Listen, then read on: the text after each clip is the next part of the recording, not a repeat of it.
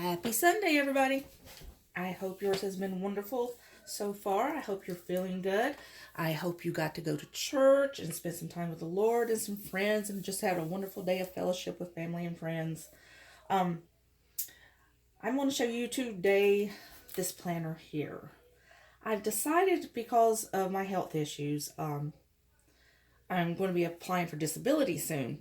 And people have told me that it's very, very important that you keep detailed notes of, the things that you go through from a day to day basis from your disability.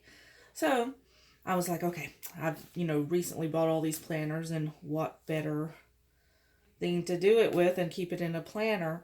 Um, the big thing I'm chronicling is my fibromyalgia, which I have, past couple of days have been really, really bad. I didn't even go to church this morning just because I have been hurting so bad, and none of my normal remedies seem to be helping that much. So that's going to be one of the things that I chronicle, of course, on a daily basis. And then my back issues, um, as well as my heart issues, which my heart's been doing very, very well lately.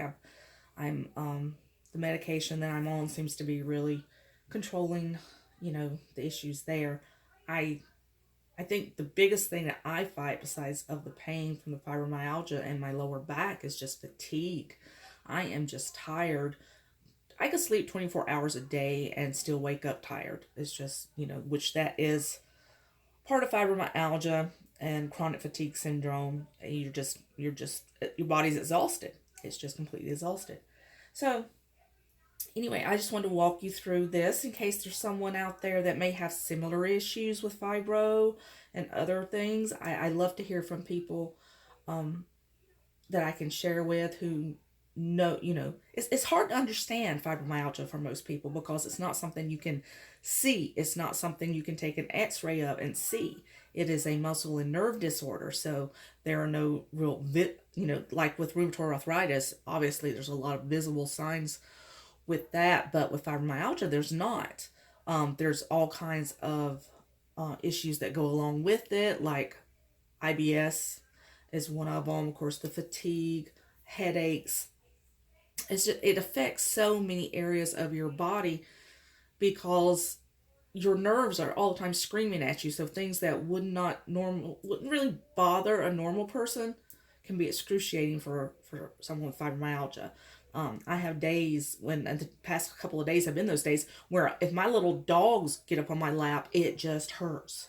And they don't weigh anything; they're teeny tiny, but it just hurts so bad. I can't stand for my skin to be touched even.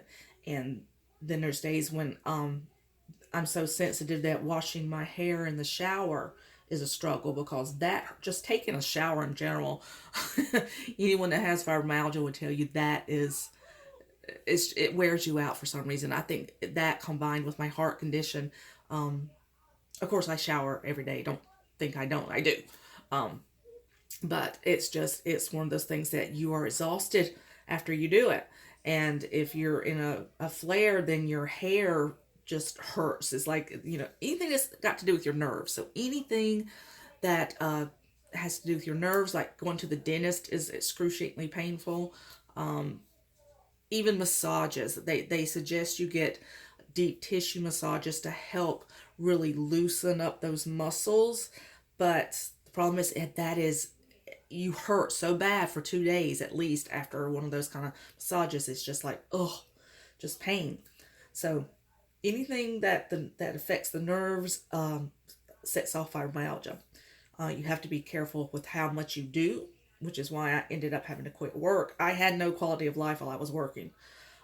Every day was a horrific struggle, full of pain and exhaustion, and there was just no quality of life. And then everything else, my body started breaking down too, with my lower back, and just constant excruciating pain and anxiety and over the situation, because you're constantly anxious because, okay, if I can't make it through work today, I'm going to get in trouble if I don't focus correctly, which that's a big thing. It's very hard to focus. If I don't focus correctly, I'm going to make mistakes. I'm going to get in trouble there. I just, you worry about everything and everyone. It affects your friendships. It affects your family relationships because people get disappointed in you. You could make plans and for something one day, and then you get a flare and you just can't do it. You can't get out of bed, and you have to disappoint people. And that's probably one of the hardest things, is how it affects your relationships with your friends and your family. I have had to really, really slow down tremendously over the past couple of years, because you have to learn how to manage your time, what you can and cannot do. I know a lot of people will tell you this, that sometimes, you'll have a good day, so you're feeling okay, so you're like, okay, I can get stuff done, but then you overdo it and you suffer for the next few days because you overdo it that one day. One of my rheumatologists told me, he said that for every 5 minutes of activity, you need to sit and rest an hour. Try doing that. That is almost completely impossible. And then you add into it my lower back issues, which fibro affects your hips, your shoulders, your legs, and everything anyway. But I have a lower back issue, which we're still trying to find out what it is. I go for an MRI later this month, where my back's just swollen constantly, and it's just a horrible, pain just for anybody to touch it. And then some days it will go out so bad I can't even walk. So that's what I'm trying to do with this. I don't like to have things be a downer at all. I mean, I love life. I enjoy myself. Even with this, it's like I said, I said in one of my videos that I will not be stopped by these diseases. I'm still going to find ways to enjoy my life. I'm still going to find ways to serve the Lord and to, make my friendships and my relationships blossom. But it takes a little bit more. You have to really figure out yourself and your body and what you can, what you cannot do, and make sure the people around you understand that as well. So going forward into applying for disability, I wanted to start just a diary is hard for me because, again, focus is hard for me because of the fibro. If anybody has ADHD, you might understand that a little bit because it really does affect your brain. My little dog's trying to get into the room if you hear that scratching. Your ability to focus and to organize your thoughts and everything is extremely difficult. So I decided to go on Etsy and see if I could find just little inserts for my planner that help you document pain and the kind of days you're having and that kind of stuff. And that way I have a set way of, okay, I write this here, this here, this here, and it's organized for me so I don't have to actually organize my thoughts. So that's what I did, and I found some pretty good ones. This one is from which is kind of funny, my name's Melissa. The girl that created this one, her name is Melissa as well. It says Melissa versus fibromyalgia. So it has a lot of different coping mechanisms that you can write with, and she gives you some of her own examples. What will I do? When will I do this? That kind of thing. This one is my pain flare. So again, coping mechanisms. What will I do? Medication list, which I haven't filled any of that stuff out yet. And then she gives some of her own suggestions, which I already use a lot of these natural pain relief options. I hate being just medicated, so anything that I can find homeopathic or anything like that, if it works, I will use it. And then she just keeps going through a lot. Like I said, a lot of these supplements I already take, except for a few of them interact with my heart medication, so I have to be careful there. This one is the one I really like.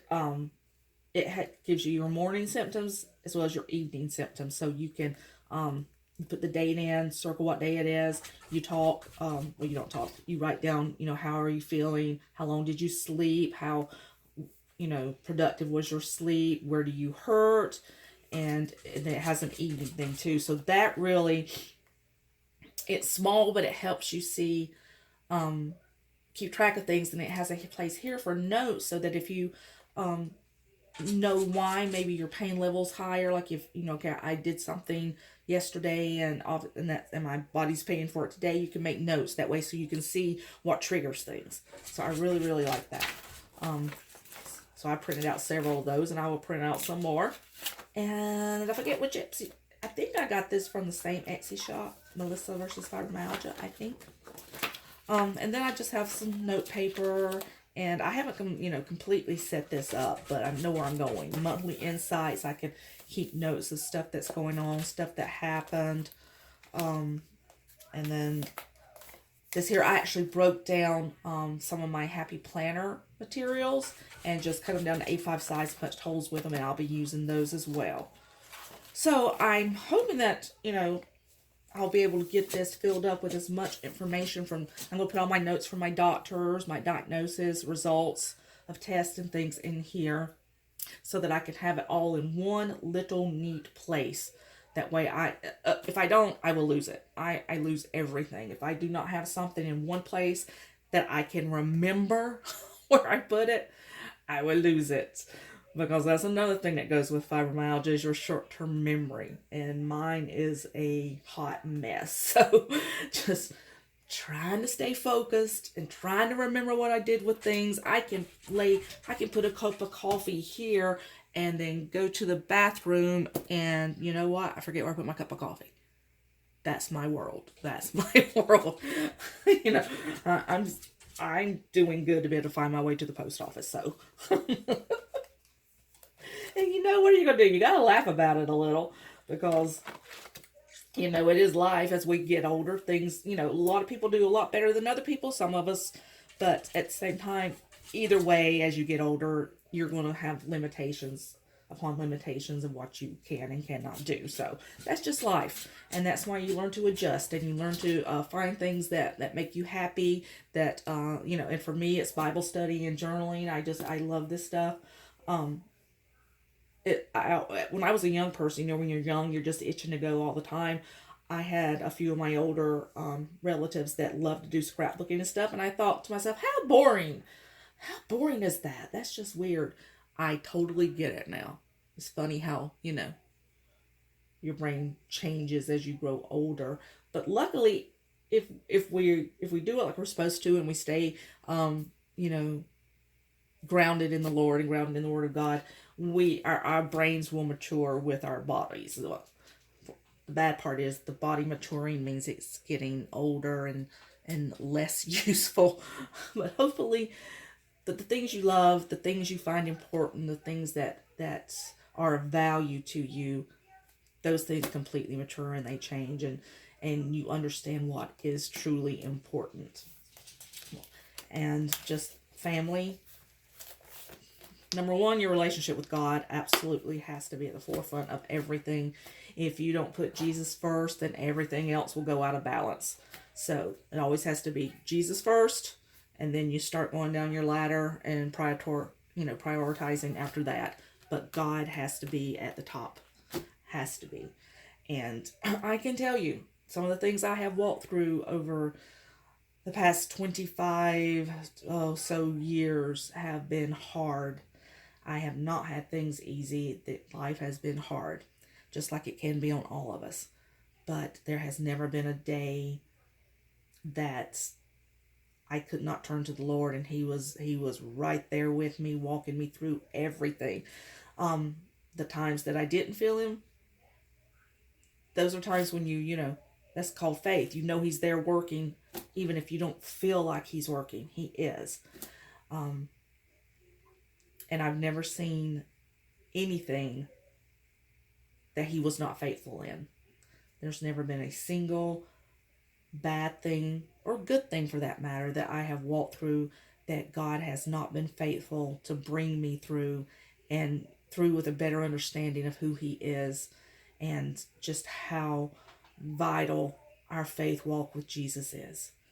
I feel for anyone who doesn't have that relationship, because this world is so scary and it's full of so many horrible things right now that living outside of God has to be petrifying. I hope I know I will never experience that. I know that we're on our way home. We're just visiting here, and we're supposed to be as good of guests as we possibly can, because we are ambassadors of Christ. We are representing Him in everything we do, and so we need to do it with honor. That is what makes an impact on the people around you. Okay, ladies. Well, I hope you're having a wonderful afternoon. I hope it's going to get better and better. I hope you have a great dinner. I will see you sometime later this week. I got kind of actually a busy week coming up because there's a lot of things I have to get done. But I will try and make a video. I think my next one, I want to share something special with you that I got last year. And I will let it be a surprise, but I will do that. I'm also going to do some of those little what's in my handbag videos. I really enjoy seeing people's handbags and what they put in them. I think they're funny and they're fun. And so I'm like, okay, we'll see how boring or unboring my what's in my handbag is. So maybe I'll do one of those next week as well. So anyway, I thank you so much for spending a little time with me today. I do see all of you as my dear, dear friends. Extended family, so to speak. So I really appreciate the time you spend with me. And if you have any comments or questions, drop them down there. Hit that subscribe button, hit that notification button, hit that like button. Let me know that if I'm doing some good for anybody, or if I'm or if there's things you'd like for me to do that you think would help. So just give me a comment, let me know. I appreciate those. All right, ladies. Bye. See you in a few days. Bye-bye.